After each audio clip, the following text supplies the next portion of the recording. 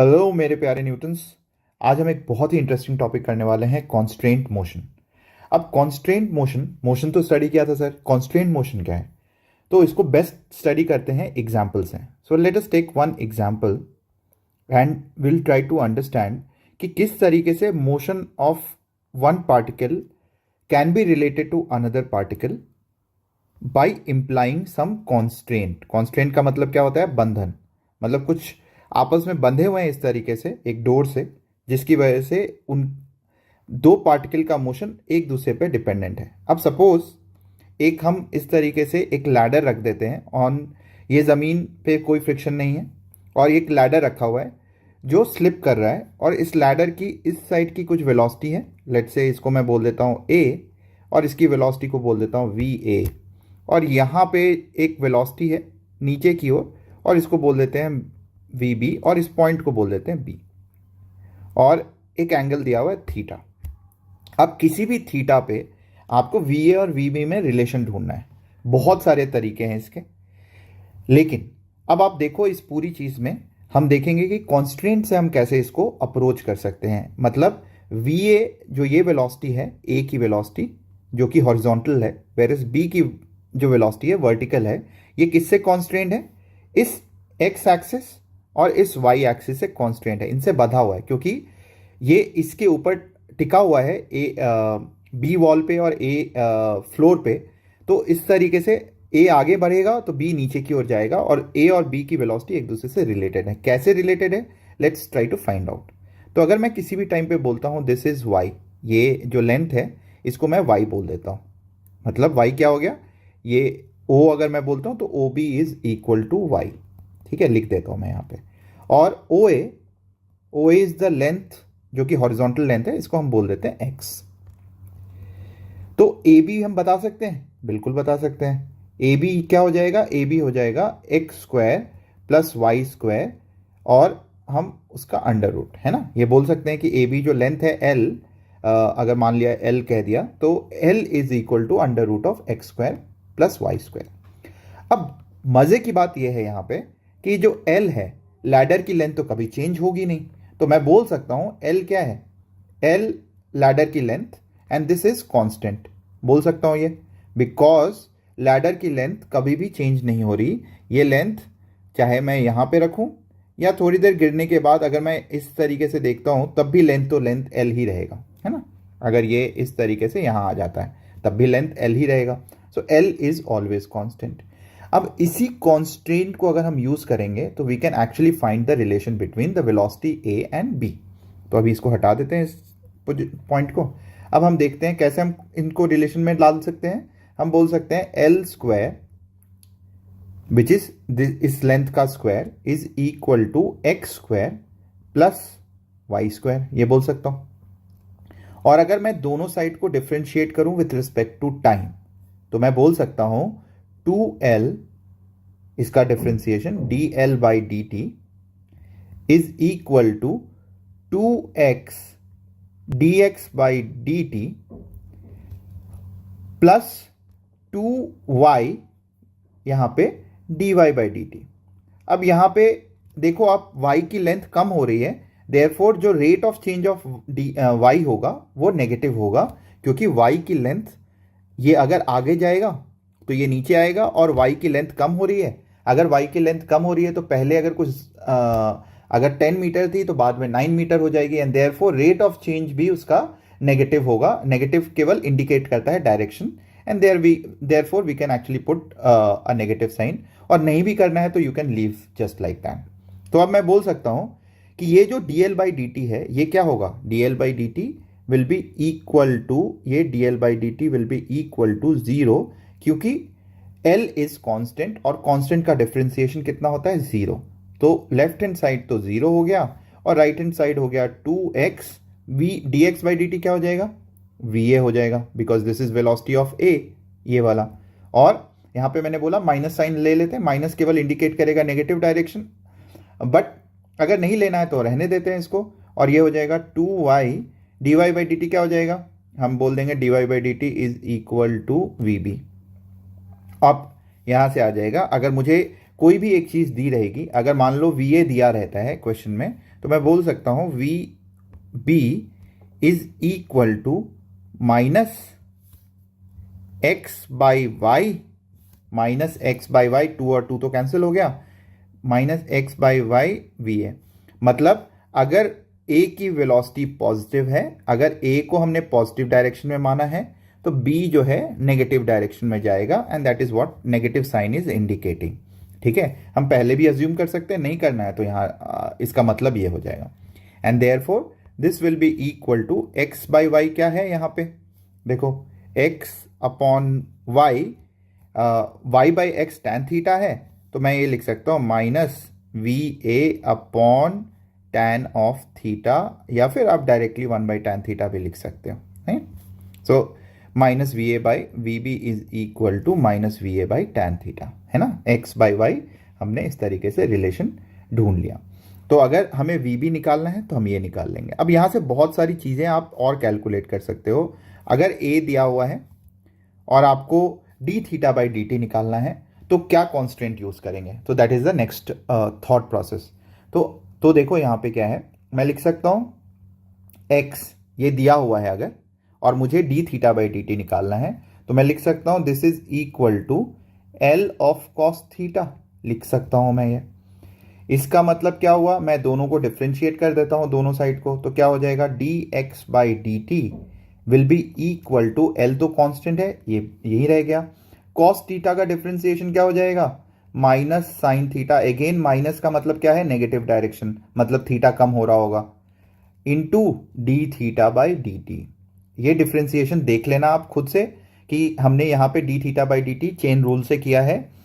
Cos theta का differentiation हम लिख सकते हैं, मैं यहाँ लिख देता हूँ d of cos theta by dt। अब चूंकि यहाँ पे t नहीं दिया हुआ है, तो हम क्या करेंगे, d of cos theta by D theta into D theta by d T, हमने ये किया है यहाँ पे chain rule, and therefore cos theta का डिफरेंशिएशन हो गया माइनस साइन थीटा, और D theta by d T हमें निकालना है यहाँ पे, तो D theta by d T हमने यहीं पे रहने दिया, and therefore I can actually say that D theta by d T which is हमें कैलकुलेट करना है इस चीज़ को, तो हम ये कर देंगे d theta by d t is equal to negative of d x by d t, क्या है velocity of a upon L sine of theta. तो किसी भी थीटा पे, किसी भी पर्टिकुलर थीटा के लिए अगर मुझे D theta by d T निकालना है, तो I can actually find out this. अगर एक्स और वाई दिया होगा तो भी साइन थीटा निकाल सकते हो आप। तो ये D theta by d t क्या इंडिकेट करता है, D theta by d T indicate करता है rate of change of this angular position D theta, और ये इस रॉड की एंगुलर वेलोसिटी भी हो जाएगी। तो जिस रेट से इसी चीज को हम ओमेगा भी बोलते हैं, आगे आप स्टडी करोगे, but this is how we define the constraint motion in case of simple case of a ladder. तो I hope everyone has got it.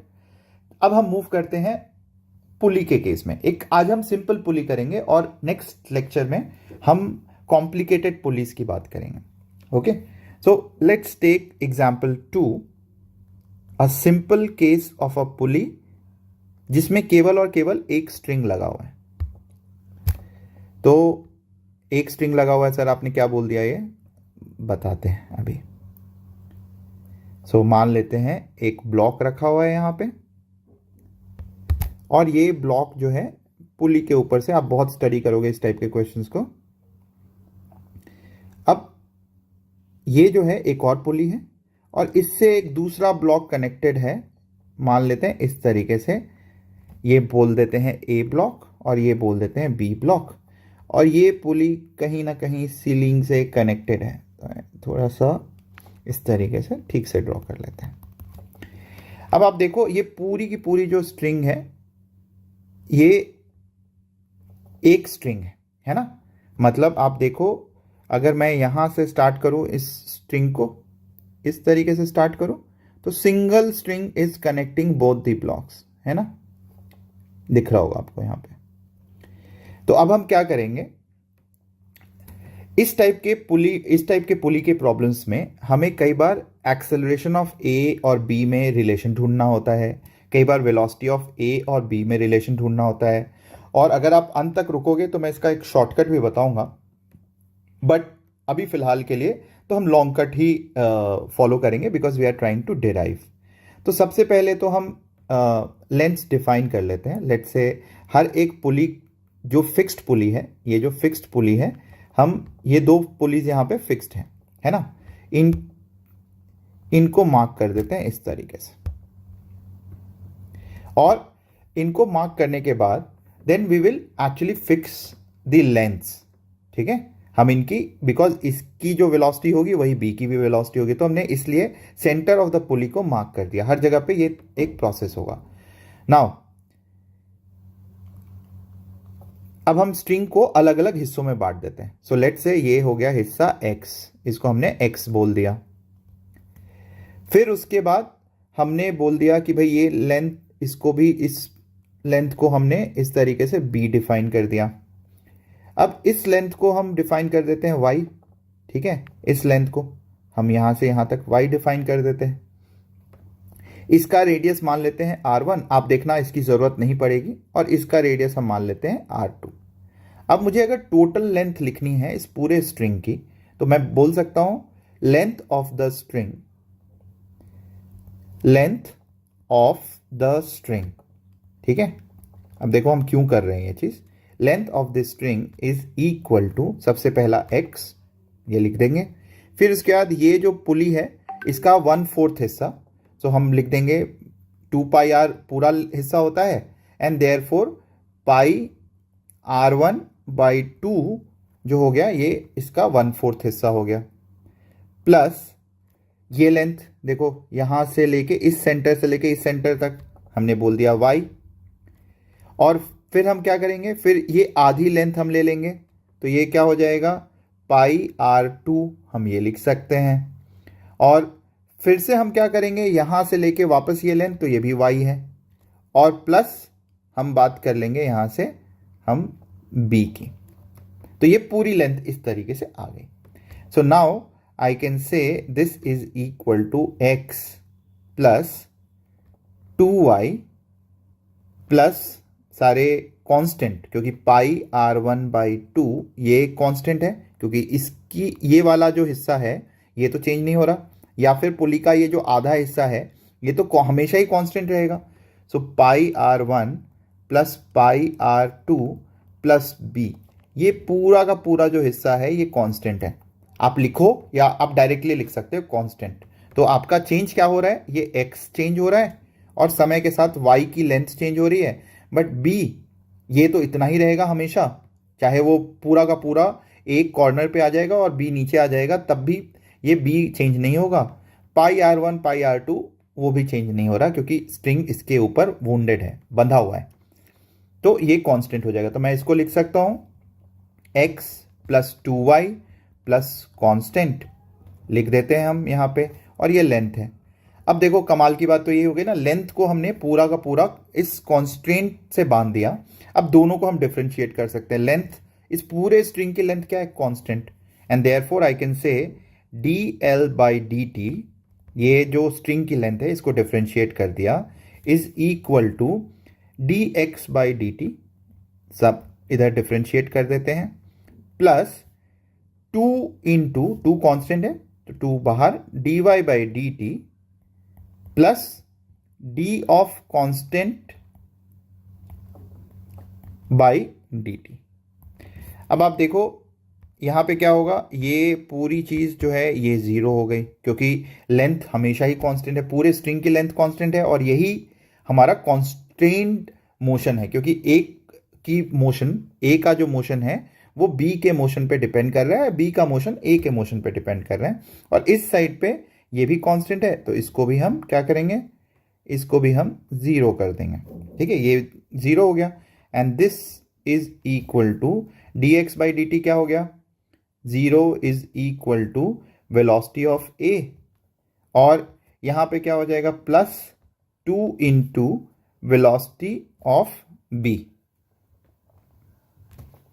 2 into velocity of B, and therefore इन दोनों के बीच में रिलेशनशिप आ जाएगा। हम लिख सकते हैं कि velocity of b velocity of b is equal to minus v a by two, या फिर हम लिख सकते हैं एक पॉजिटिव एक नेगेटिव। तो देखो ऑब्वियसली नेगेटिव का मतलब क्या है, लेंथ डिक्रीज हो रही होगी, तो एक की लेंथ डिक्रीज, ए की लेंथ डिक्रीज हो रही है, तो बी की लेंथ जो है, बी नीचे जा रहा है, बी ऑब्वियसली ये लेंथ तो कांस्टेंट है, बट ये जो वाई है वाई इंक्रीज कर रहा है, एंड देयरफॉर एक डिक्रीज कर रहा है एक इंक्रीज कर रहा है, ये इसका केवल ये मतलब है नेगेटिव साइन का, है ना।